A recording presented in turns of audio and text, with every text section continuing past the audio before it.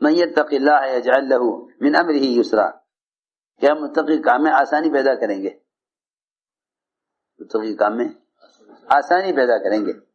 لوگوں کو اپنے اسباب میں بہت مشکلات ہیں، اپنے اسباب میں بہت مشکلات ہیں۔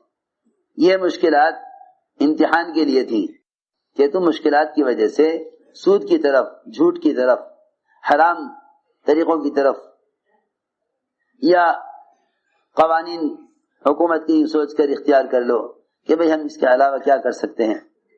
وہ تو مسلمان جب اپنے آپ کو قانون کے مقابلے میں معذور سمجھتا ہے نا، تو اسے معلوم نہیں کہ معذور ہونے کی شرائط کیا ہیں، معذور ہونے کی شرائط کیا ہیں۔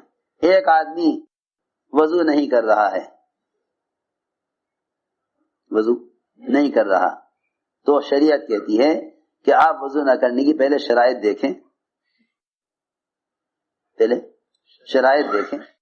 ایسا تو نہیں کہ وضو کو دل نہ چاہا تو وضو نہ کیا تو نماز نہ ہوگی۔ پہلے دیکھا جائے گا کہ تیمم کرنے کی شرائط پوری ہو رہی ہے نہیں، پہلے دیکھا جائے گا کہ تیمم کرنے کی شرائط پوری ہو رہی کہ نہیں۔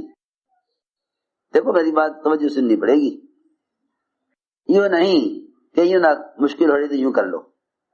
اس سے پوچھو تو نے پانی کہاں تک تلاش کیا ہے، تو یہ سردی لگ رہی ہے کہ کیا کروں کہ تیمم کر لوں۔ یہ دیکھنا پڑے گا کہ اس نے جو وضو کا متبادل تیمم سوچا ہے، آیا تیمم کی شرائط پوری ہو رہی ہے نہیں۔ سارے احکام میں یہی طریقہ ہے، سارے احکام میں یہی طریقہ ہے۔ کمائی کے نقشوں میں جاتے ہیں، ذرا سا قانون سامنے آیا، ذرا سی رکاوٹ سامنے آئی، فوراً حرام کی طرف پلٹ گئے، فوراً حرام کی طرف پلٹ گئے کہ بھئی اس ملک کا قانون یہ ہے، ہم حرام سے بچ نہیں سکتے۔ سوال اس کا نہیں کہ آپ حرام سے بچ نہیں سکتے، سوال اس کا ہے کہ آپ نے حرام سے بچنے کے لیے کیا کوشش کی، حرام سے بچنے کے لیے کیا کوشش کی۔ اور یہ یقینی بات ہے کہ اگر مسلمان بقدر ضرورت کمائے تو حلال کما سکتا ہے۔ سارے حرام کے نقشے اور سارے حرام اسباب اور سارے شریعت سے ہٹ کر کمانے کے طریقے، وہ سب کے سب خواہش کو پورا کرنے کے لیے ہیں۔ ضرورت کو پورا کرنے کے لیے حرام سے بچنا آسان ہے، خواہش کو پورا کرنے کے لیے حرام سے بچنا مشکل ہے۔ ضرورت پورا کرنے کے لیے حلال پر چلنا آسان ہے، خواہش کو پورا کرنے کے لیے حرام سے بچنا مشکل ہے۔ آپ دیکھ لینا جتنے بھی کمائی کے نقشے خواہش کے ہیں، اس میں آدمی حرام سے بچ نہیں سکتا، اس میں آدمی حرام سے بچ نہیں سکتا۔ تو فرمایا من یتق اللہ یجعل لہ من امرہ یسرا، کہ جو کمانے کے نقشوں میں اپنے آپ کو حرام سے بچاتے ہیں، ہم ان کی کمائی کے نقشوں میں سہولت اور آسانی پیدا کر دیتے ہیں، سہولت اور آسانی پیدا کر دیتے ہیں۔ من یتق اللہ یجعل لہ من امرہ یسرا، کہ کمائی کے نقشوں میں آسانی لاویں گے تقوی والوں کے لیے۔ کتنا تقوی، اللہ اکبر۔ عمر رضی اللہ تعالی عنہ بیمار ہو گئے، حضرت عمر بیمار ہو گئے، طبیب نے کہا کہ آپ کو بیماری ایسی ہے کہ اس میں آپ کو شہد استعمال کرنا ہوگا۔ شہد تلاش کرایا، نہیں ملا۔ بیت المال سے پیغام آیا کہ آپ کو شہد کی ضرورت ہے، بیت المال میں شہد رکھا ہوا ہے، بیت المال میں شہد رکھا ہوا ہے، آپ بیت المال کے مالک ہیں، امیر المومنین ہیں، آپ شہد استعمال کر لیں۔ حضرت عمر رضی اللہ فرمایا کہ نہیں، بیت المال میرا نہیں ہے، مسلمانوں کا ہے، میرے لیے بیت المال سے شہد کا استعمال کرنا حرام ہے۔ ساتھیوں نے کہا مومنین ہم اجازت دیتے ہیں۔ چنانچہ عمر نے سب کو جمع کیا، سب کو جمع کیا مسجد میں، بیت المال سے شہد استعمال کرنے کے لیے سارے مسلمانوں نے اجازت لینے کے واسطے سب کو مسجد میں جمع کیا، سب کو مسجد میں جمع کیا۔ فرمایا کہ مجھے طبیب نے شہد استعمال کرنے کے لیے کہا ہے، ایک ایسی بیماری ہو گئی ہے، لیکن بیت المال میرا نہیں ہے، اور بیت المال میں شہد رکھا ہوا ہے، اگر تم سب مسلمانوں کی خوشی سے اجازت ہو تو میں اس کو استعمال کر سکتا ہوں، ورنہ میرے لیے حرام ہے۔ سارے مسلمان نے کہا مومنین ہم سب آپ کو خوشی سے اجازت دیتے ہیں کہ آپ بیت المال سے شہد استعمال کر لیں۔ اس سے تقوی پر اللہ رب العزت برکت عطا فرماتے ہیں۔ اللہ اکبر، ایسا تقوی جہاں بھی سوچتے تھے کہ ہماری ذات کو لوگ استعمال کریں گے دین کے لیے، وہیں اپنے آپ کو مال کے نقشے سے الگ کر لیتے تھے۔ سوچو تو صحیح، بحرین کی ملکہ کی طرف سے قاصد آیا، بحرین کی ملکہ کی طرف سے قاصد آیا عمر رضی اللہ تعالیٰ عنہ کو سے ملاقات کے لیے۔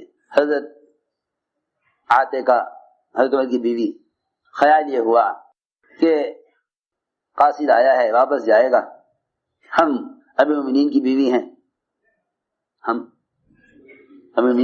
ہیں، اور وہ ملکہ بحرین کی ملکہ ہے، تو ہمیں چاہیے کہ اس کے لیے کوئی ہدیہ بھیج دیں، شاید 1 دینار کا یا چند درہم کا معمولی سا عطر خریدا اور انہیں شیشے میں بھرا اور بحرین کی ملکہ کو حضرت عمر کی بیوی نے ہدیہ بھیجا۔ اس کے لیے وہ عطر تو بہت معمولی تھا، لیکن بہرحال امیر المومنین کی بیوی کی طرف سے آیا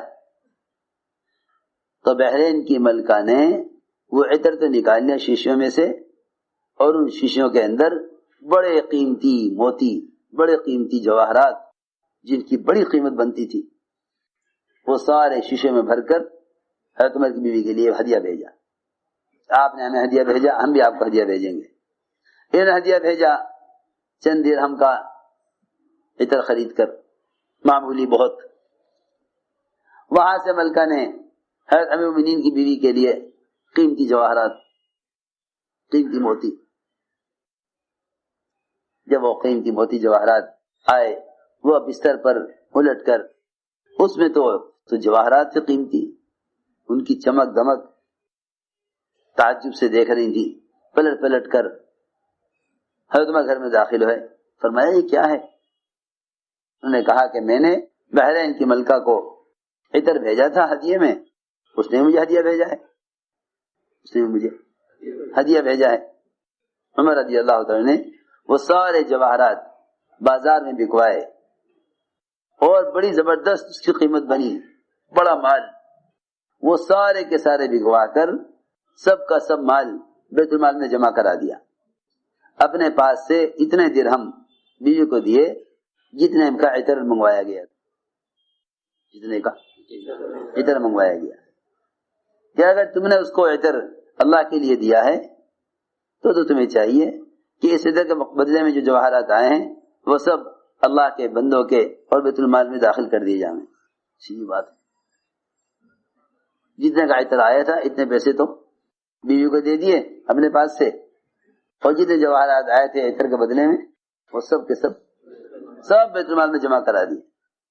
اتنا سونا آتا تھا عمر کے پاس، اتنا سونا آتا تھا، بعض مرتبہ ڈھیر لگ جاتا تھا۔ ایک کان میں سے سونا آیا، ایک ملک فتح ہوا وہاں سے بہت سونا آیا، ڈھیر لگا ہوا تھا۔ ایک بچہ آیا، حضرت یہ پوتی حضرت عمر کی کہنے لگی کہ مجھے اس میں سے ایک انگوٹھی دے دیے۔ فرمایا جا اپنی ماں کے پاس، تجھے ستو گھول کے پلاوے گی، یہ فرمایا جا اپنی ماں کے پاس جا، یہ ستو گھول کے پلا دے گی۔